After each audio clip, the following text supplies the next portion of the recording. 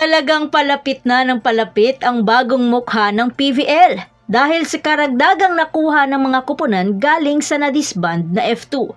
Pero Don Makandili katindig, na-disappoint nga ba na mas pinili ni Kiana D ang PLDT kaysa sa makasama siya sa Signal?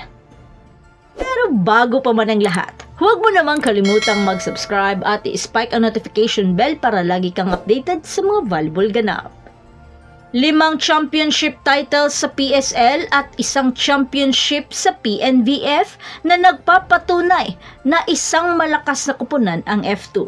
Bagamat hindi man nila nakuhang maging mas malakas muli sa pagtungtong sa PVL, pero lumaban pa rin naman at pinilit na makakuha ng karangalan. Pero sa di inaasahang pagkakataon, ang 2023 na pala ang huli nilang laro na magkakasama. Kaya sa isang interview, halos maiyak si Don sa nangyari sa kanyang minamahal na kupunan for 8 years. At talagang di nila mawari na mangyayari ang disbandment dahil nakatatak na nga sa kanila na sa F2 na rin sila magre-retire. Si Don at Kiana ay matagal nang magkasama as teammates. Simula pa sila noong high school, kaya siguro naging comfort zone na rin nila ang isa't isa. Pero si Don umaasa pa rin na makakasama niya si Kiana sa iisang kupunan. Ngayon ko lang din naisip na... Talaga? Ngayon, sorry, I brought it up. Yeah, no. Perfect. Hindi pa nagsisink in.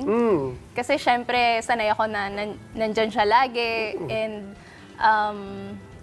actually, up to the last moment, nag-uusap kami kung saan kami magjo-join na team. Because it was also a factor for me.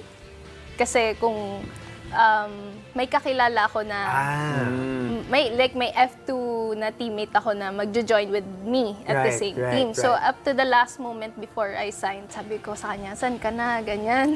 So syempre parang baka maging factor yun na doon na lang din ako. Of course. Syempre yung comfort na ilang taon ko na siyang kasama maglaro and yung connection namin. Diba?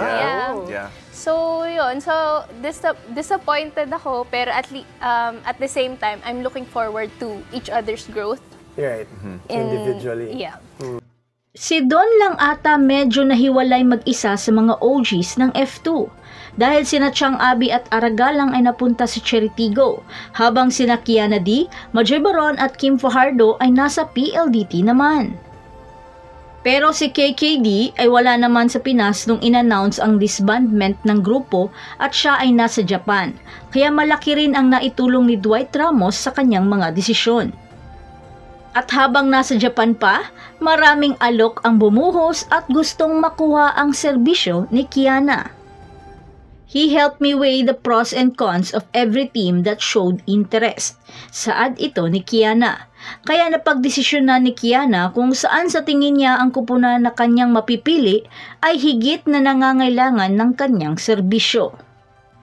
Kaya nung tanungin kung ano ang masasabi niya na sa kauna-unahang pagkakataon ay maghihiwalay na ang malakas na tandem ng dalawa.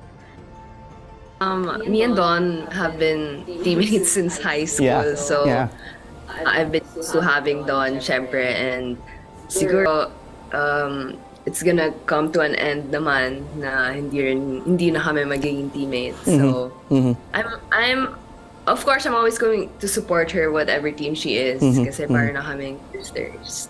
So ayun, we're just really I mean, siguro blessing in disguise na din na I guess it's time to grow out of our comfort zone na din. Hindi kami magiging teammates and yun, siguro it's time na.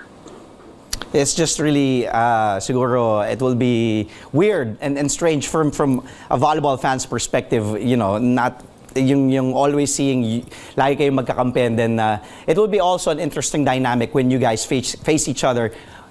Habang ang lahat naman ay takot makakuha ng swag kay Chang, kaya si Chang Abi ay sabik nang makaharap ang mga dati niyang ka-teammates, lalo na si Kiana D na gusto niyang patikimin ng kanyang swag.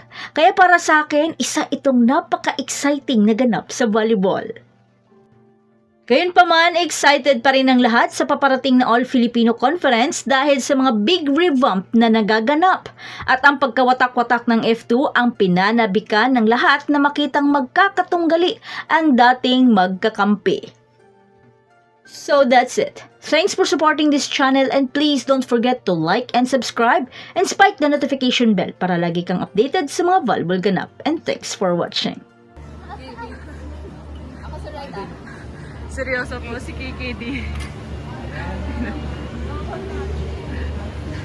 Kaya lang hahatak eh. Kaya